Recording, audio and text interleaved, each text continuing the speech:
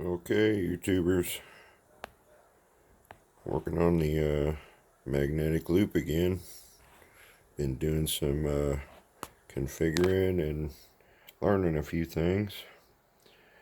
You're looking at the compact antenna, 2-meter antenna. So instead of a picture, let's just look at it. There you go. Found out some good news there the other day. The antenna itself, here you go, get it.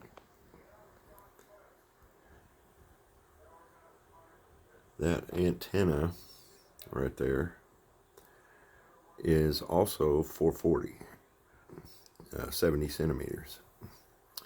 Now, I did email Dr. Jack Nichols. He's the owner of Compact Antenna there, and he's pretty awesome. Little mad scientist dude, knows his stuff about magnets and stuff. He said it will work for 40, but it won't work as a beam. This is the beam for 2-meter, but he said I should still get the 360 work off 70 centimeter. So that's pretty good because really, to be honest, you're only getting to the horizon on 70 centimeters anyway. It'll diminish out after that. So running 50 watts on 70 centimeters with this one will work pretty good. But yeah, I wanted to show you guys that I got that. I'm going to make a video on it after I get it up. I got parts on order still from Amazon. The rotor, it comes with, I got to put a rotor on it. And but I'm going to show you the magnetic loop while we're here. Been doing a little bit of work on it. I kind of found out how deep the rabbit hole goes there. I stacked it up. You can see it. I got 3 total. The little one, it's the baby loop, I call it. It's kind of funny. It's really dink. Look how small it is. Got 2 fingers around it. It's hilarious. It's a little dinky, but it works on 70 centimeters. I was able to get some resonance out of it. Oh, and there's the little little capacitor for it. It's a little potentiometer thing. Works as a capacitor. We can come around here so you can see it better. There you go. Just a little potentiometer because it's so little. It's really dinky, really tiny. And then the one behind it, I messed up. I gotta cut a new rod or a new circle for it. I was trying to get it to 2-meter, and of course I cut it too short. I think I lost resonance on 2-meter with it. It works on the air band, so I definitely too short.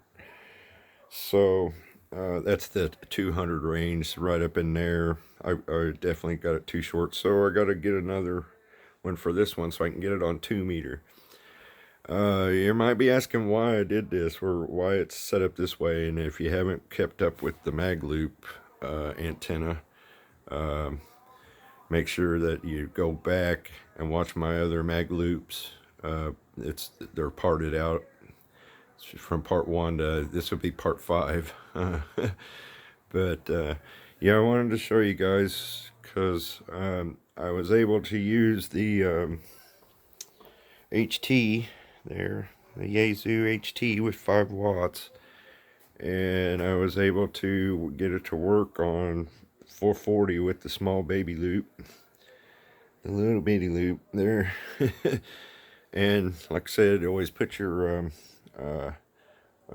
noise reduction on. Now, after you watch my last video, you'll find out you don't need as much noise reduction whenever you get these hooked up, because you can jump to your secondary one, or like I found out, the third one works the same too.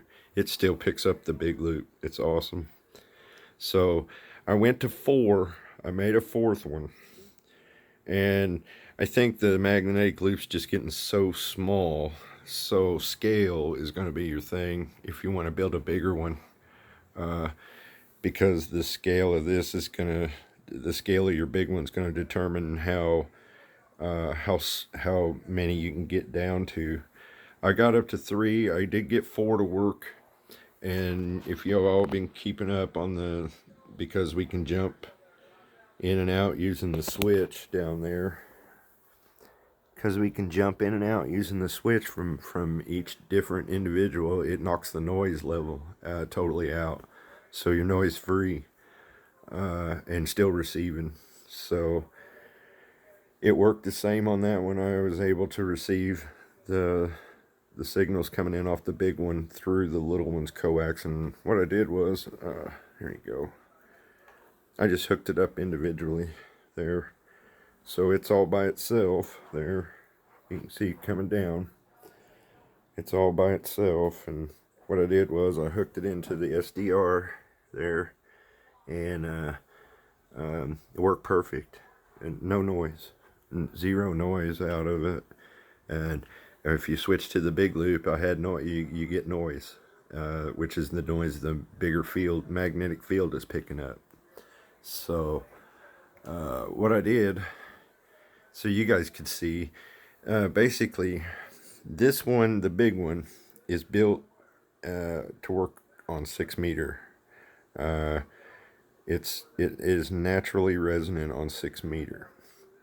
Okay, I was trying to get the 2 meter to work in the 70 centimeter. It's okay, but I cut this one too short, so I got to get a new thing. And whenever I get it up and working, I'll hook up the little HT there, and we'll do some transmitting. That way you guys can see how it works and how it cuts out the noise. But I was able to transmit. I didn't put there, I won't get much power through this thing. I'm going to have to change this. So there's some things I've got to do to it still. But it did work. The cool thing was, I'll show you. You can turn these individually and offset them like that. Like this one's closer now here. That one's closer down there. It doesn't matter. I could run them offset, pull them in. So I was setting it up and I was getting it to work, and I got a little antsy with the transmit side, and I think I arced that. So, because that's just a potentiometer, it's not gonna hold. My guess 5 watts was probably a little too much. I was keyed down too long, and I think it flashed over inside there. So this one should be fine, because it's the bigger one for the 2 meter, and then of course the big one at the bottom for the I'm gonna call it a 6 meter. I haven't tested it yet. I've got a radio coming, and I ordered a radio, and I'm gonna do a YouTube video on that too. Another one other than the ICOM that I just got there. So that one works great. I like it. I don't like the microphone. It sounds like you're talking in a box. So ICOM, not very good, not very well known for their modulation, so I went with the Yaesu. So when that comes in, guys, I'll make a video on it for you. But other than that, we got the loops working. They're transmitting. They were. After I popped that one, I was kind of afraid. I was like, man, and it's inside too, so I didn't want to get too involved with it being inside. So I wanted you guys to be able to see it though, the way it's set up. You can tell You know, it drops from one bigger loop to another loop to another loop. And if you use either one of those two over there, you lose the noise from this one, but you still get its resonance. And that's what's so killer. Nobody know, and as far as I know, nobody's ever built one like that. But if you haven't seen my other video, you can go back and watch. I built a real flux capacitor that has all the radio footage using the SDR over there, with this antenna set up like it is. And then I made a Magloop 4. I showed a little bit of that. That's the last one. So if you missed either one of those videos, you can check out how it receives.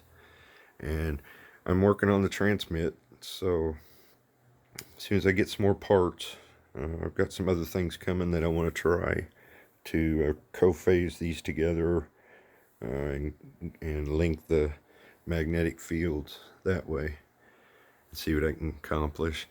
I was going to try something else, and let's just say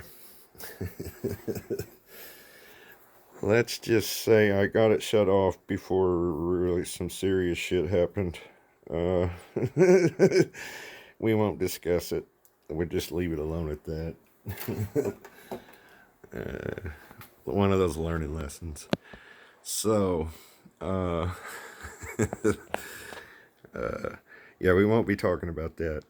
So, I'm gonna get it outside eventually. Soon, now that I've got that, I know you can keep going with it if you want. You can even build a specific loop for each band, or for each particular band you want. And basically, what I just made is a tri-band antenna, that you can transmit. You can receive all you want off of it.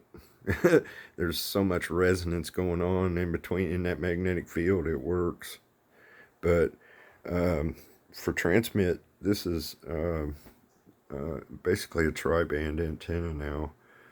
I got to get some things figured out, like the bigger capacitor for that, and I got to get it weatherproofed. So that's going to change the design a little bit. But other than that, that's the next move.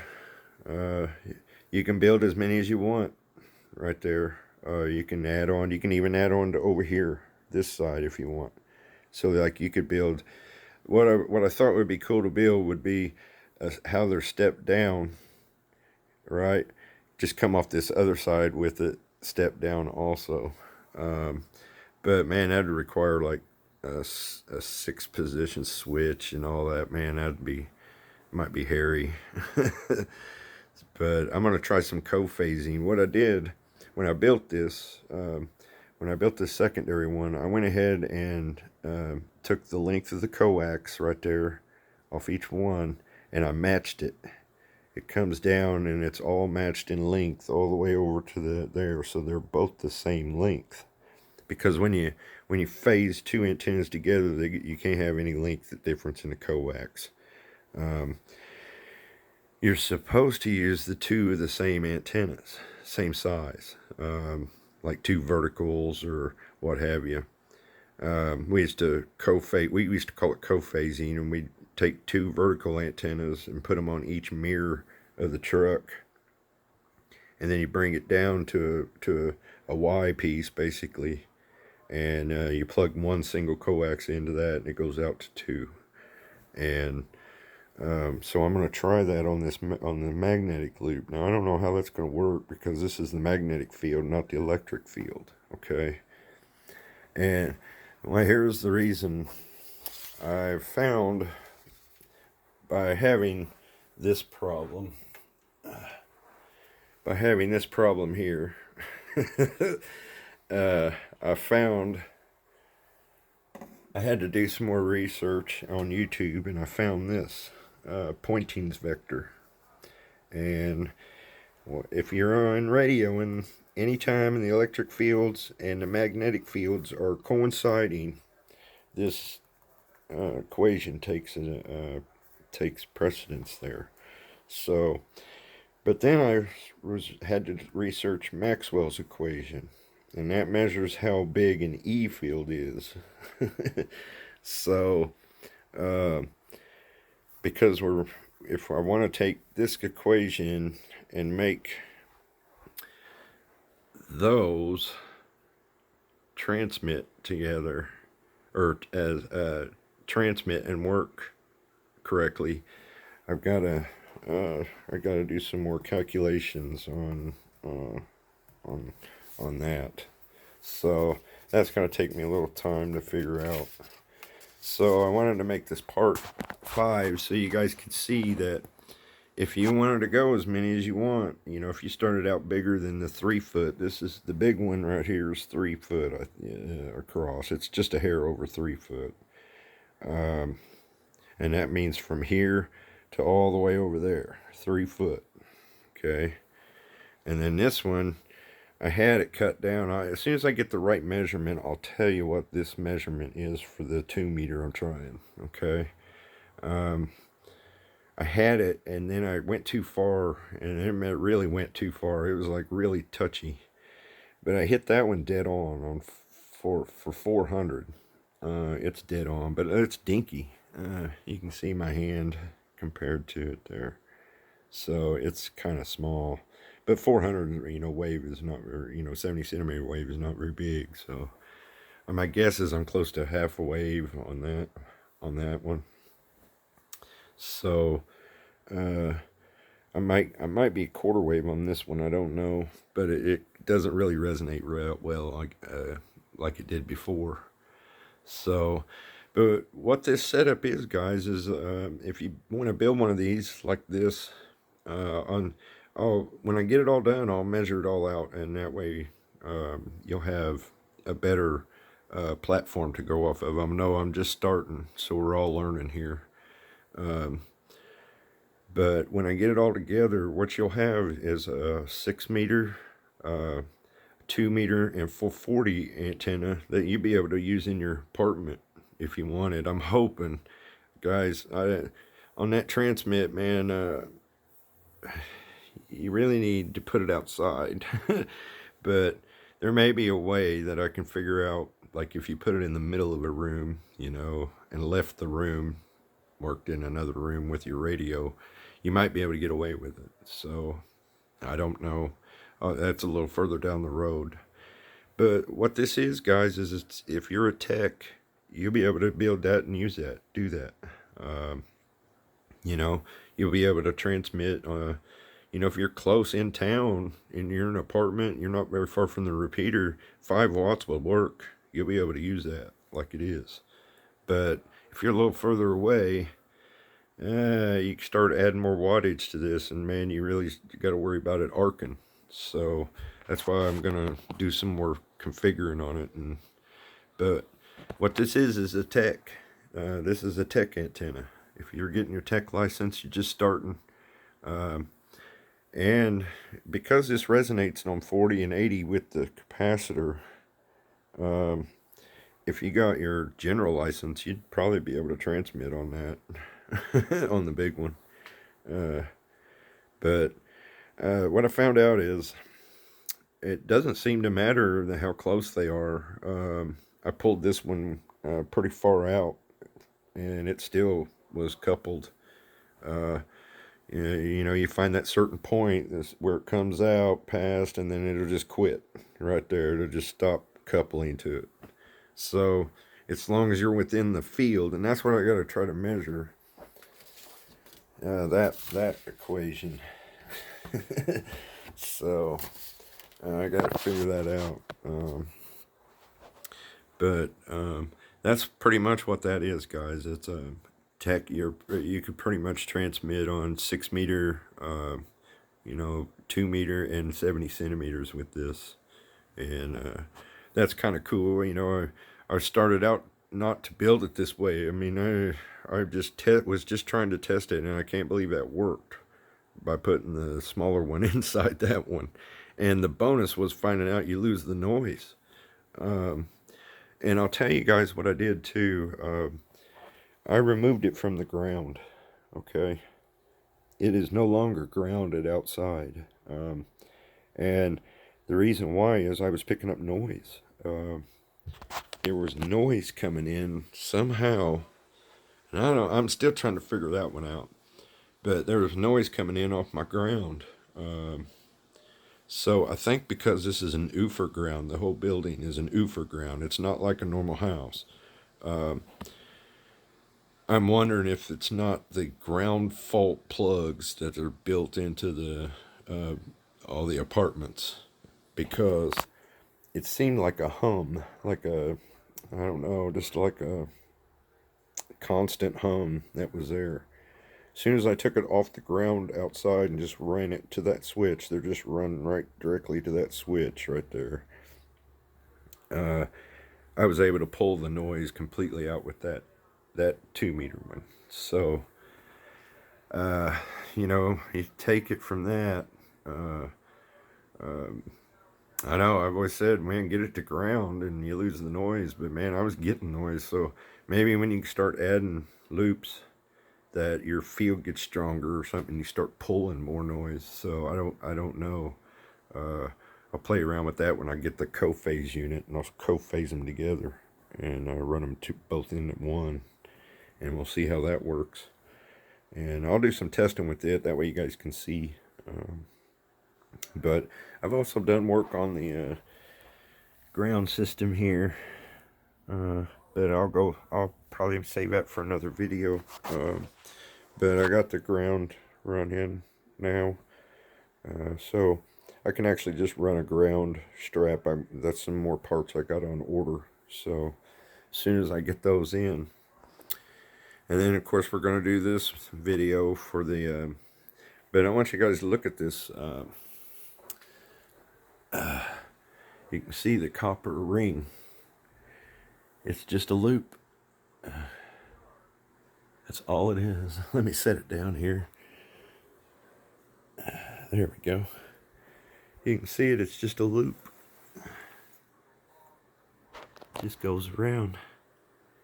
And it's 2 pieces of wire, real thin wire, a little bit bigger than house wire. Maybe 8 gauge or something, maybe. And they just connect together by 2 screws.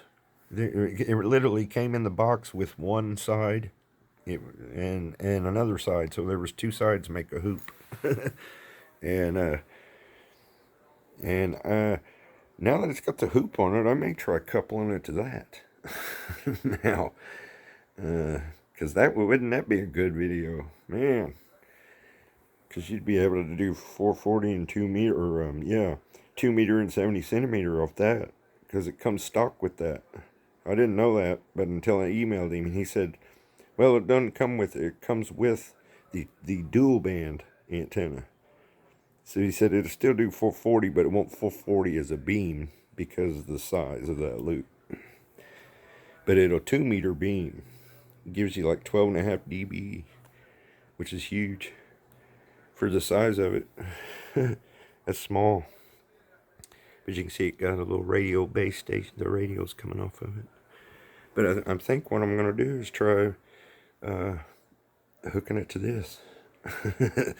Wouldn't that be cool if I could get that to work? Because then you could transmit all you wanted. Because that thing's self-tuning. That's why I was wanting to get it to work before. Because that is self-tuning. There's no standing wave adjustment on it. It just does it on its own inside. And it works great. I've got one hooked up outside on that. So, I'm thinking about trying that next. Setting that up there. And coupling that to that big one. Man, wouldn't that be awesome? So, but yeah. I'll play around with that. Try to get that in the next video for the Magloop. But I wanted you guys to see how many I built. This all I did was stack them out and went smaller to big to small. That's it. On down. And they do work. And it does work. And it's not noisy. You can receive all you want. It's not noisy at all. But what I want to do is take how the wideband receive of this antenna. This thing is so wide-banded. Hell, it'll receive all the way down from 100 megahertz all the way up to like 1.2 gig. So if you had that kind of receive with no noise inside that magnetic field, wouldn't that be cool? That'd be like a one time it purchase antenna and receive it all. You know, it took me a lot to build that second one to get it to work right, to resonate right in 20 meter and 17 meter. Man, that 20 meter's tough for me. But anyway, that's what we're gonna try. So keep watching, keep subscribing. I'm getting a lot of subscribers, guys. So hopefully we can get it to work, and I'll put it to work on the tube for you through the SDR. And then we'll try. When I get my new radio, it's on its way. Well, it'll be on its way next month, maybe. I got my new radio, which is HF, VHF, and UHF, all in one. So that'll be a test area. We can go with some little bit of power. I can start cranking up some power rather than the 5 watts out of the HT.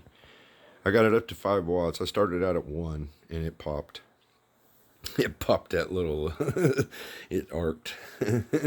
So, yeah, I didn't want to get too carried away because I didn't want it jumping on me. I didn't want it arcing over on me. So, but anyway, guys, hit the like button, subscribe, and we'll come back and maybe have a video with this connected to it. And we'll give that a whirl and give that a try. So that'll be something to look forward to. So anyway, I hope y'all have a good time, good Christmas, and Merry Christmas to y'all. So 73s.